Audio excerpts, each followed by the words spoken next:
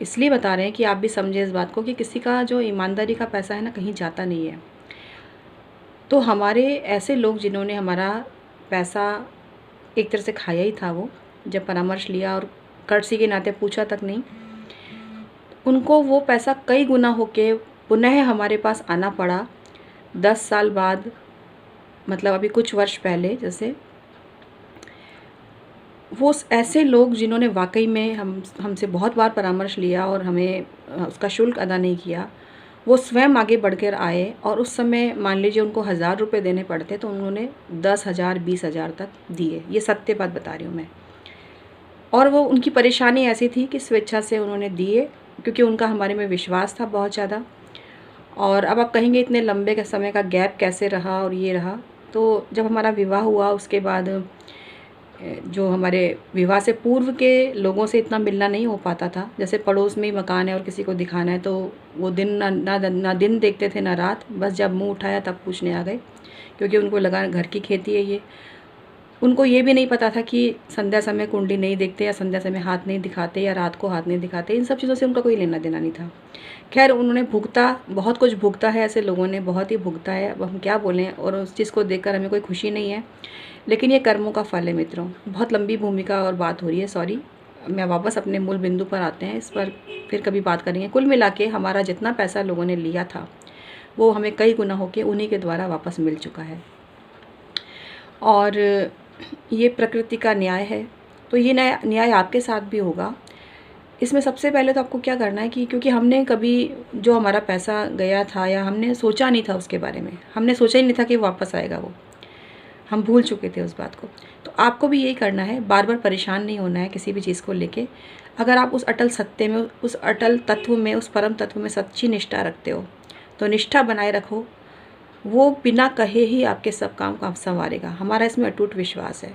तो हम आपको भी यही सलाह दे रहे हैं कि आप भी ऐसा करिए और उस परमात्मा को रिक्वेस्ट करिए। पसीने का टोटका मैं आपको अभी बताने जा ही रही हूँ, लेकिन उससे पहले एक बात बता दूँ आपको कि उस परमात्मा को हमेशा यही बोलो कि हे परमात्मा, मेरा ये जो पैसा था बहुत खरी कमाई का था, क्या पूर्व जन्म का कुछ पाप था मेरा जो मेरा पैसा इतना डूब गया, नहीं आ रहा मेरे पास में।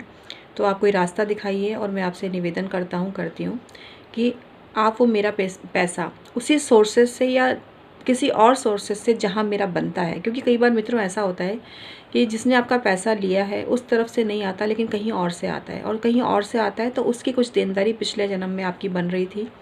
ये क्रम चलता रहता है। तो हम इस चीज़ में काफ़ी बिलीव करते हैं फ्रेंड्स, और इसीलिए आपको ये बात बोल रहे हैं। तो वो पैसा किसी और सोर्सेज से आपके पास आएगा ज़रूर, आपका पैसा डूबेगा नहीं। अब हम आपको बताते हैं पसीने का टोटका। आपको एक सफ़ेद कागज़ लेना है और जिस समय आपको बहुत पसीना आ रहा हो, ये चीज़ ध्यान रखना, जिस समय आपको पसीना आ रहा हो एक कॉटन में उस पसीने को ले लीजिए। उसके बाद आप उसको एक कटोरी में रख दीजिए। थोड़ा ज़्यादा पसीना आ रहा हो जिस समय, उस समय पसीना आपको अपना ही लेना है और उसको कॉटन में ले लेना है, जिससे कि वो, जैसे हम एक अपनी क्लीनिंग करते हैं ना कॉटन से, तो क्लीनिंग नहीं, आपको दबा दबा के उसको भर लेना है उस कॉटन में। इसके बाद आपको लेना है, कोई अगर कोयले का चूरा मिल जाए तो वो ले लीजिए, वो नहीं मिले तो आप हल्दी भी ले सकते हैं। हल्दी में उसको हल्का सा पसीने की ड्रॉप्स डाल दीजिए, उसको निचोड़ कर कॉटन को, और उसमें थोड़ा सा गंगा जल डाल दीजिए। गंगा जल डालने के बाद आप उससे उस व्यक्ति का नाम लिखिए जिससे कि आपको पैसा लेना है। उसके बाद पैसा लेना है, उसका नाम लिख दीजिए और उसके बाद उसके एक गोला बना दीजिए नाम के आगे। उसको फोल्ड करके आप अपने पास में रख लीजिए, कहीं भी रख लीजिए, सुरक्षित अपने पास में रख लीजिए। इसके बाद रोज़ाना उस कागज़ को निकालो और उसको अपने दोनों हाथों में लेके बोलो कि इस मनुष्य ने मेरा इतना अमाउंट लिया था और अब इस मनुष्य ने मुझे लौटा दिया है सूद समेत। ये आपको डेली बोलना है, कम से कम आप 21 दिन या 41 दिन तक ये बोलिए, फिर भूल जाइए। भूलना इसलिए है कि हमने रिक्वेस्ट डाल दी, उसके बाद हमारा काम ख़त्म हुआ। अब उस परम शक्ति का काम है कि वो हमारा काम किस तरह से पूरा करती है। आप देखिएगा चमत्कार होने लगेगा, लेकिन अपनी नीयत हमेशा साफ़ रखें। अगर देखो मन में ज़रा सा भी संशय किंतु परंतु होगा तो काम नहीं होगा, ये मैं आपको अभी बोल देती हूँ। तो विश्वास आपको रखना पड़ेगा, और जिसने आपका पैसा खाया है बार बार उसको भी याद नेगेटिव सेंस में नहीं करना है। उसको बेचारा मनुष्य समझो कि वो नासमझ मनुष्य है, बस इतना सोचना, इससे ज़्यादा नहीं। और अपनी कल्पना में लाओ कि वो मनुष्य अब थोड़ा समझदार हो रहा है, अच्छा हो रहा है, और अब वो कुछ समय में आपका पैसा लौटाने ही वाला है।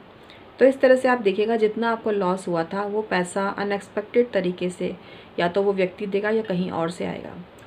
ये बहुत ही सत्य बात है। और खून पसीने का कमाई हुआ पैसा 1 साल बाद आए, 6 महीने बाद आए, कभी भी आए, आता ज़रूर है। और जब आपको के पास आएगा ना पैसा लौट के, तो आपको वाकई में चमत्कार अनुभव होगा। हमारा किस्सा देखिए ना, आप कितने सालों के बाद आया, क्योंकि हम भूल चुके थे उस बात को, हम परेशान नहीं होते थे। ठीक है, पैसा है, क्या है, आएगा तो आ जाएगा, नहीं आएगा तो नहीं आएगा। तो इस तरह की बात फ्रेंड्स सोचो, मन को मलिन और परेशान मत करो, क्योंकि जिसने आपका पैसा खाया है वो तो निर्लज है ही, वो तो खुश हो ही गया कि पैसा खाकर। अब आप परेशान हो रहे हो तो उसको डबल खुशी मिलेगी, तो आप ये क्यों कर रहे हो? ये मत करो बिल्कुल भी। आप प्रसन्न रहो और ये मान के चलो, पैसा तो हाथ का मैल है, अभी गया है ना, मैल तो हर दिन नया चढ़ता है, कितना भी साफ़ करो। तो वो पैसा आपके पास आएगा। और ये पसीने का टोटका करो, परमात्मा से रिक्वेस्ट आपने डाल दी, बस आपका काम ख़त्म हुआ। तो मैं उम्मीद करती हूँ आज का वीडियो आपको काफ़ी पसंद आया होगा। और पसीने के पीछे औचित्य ये है कि जो कहा गया है ना कि खून पसीना, पसीना किसको आता है? जो मेहनत करता है। तो मेहनत और परिश्रम की कमाई हुई चीज़ कभी खोती नहीं है, ये मान के चलना, वो आपके पास हमेशा आती ही आती है, आती ही आती है।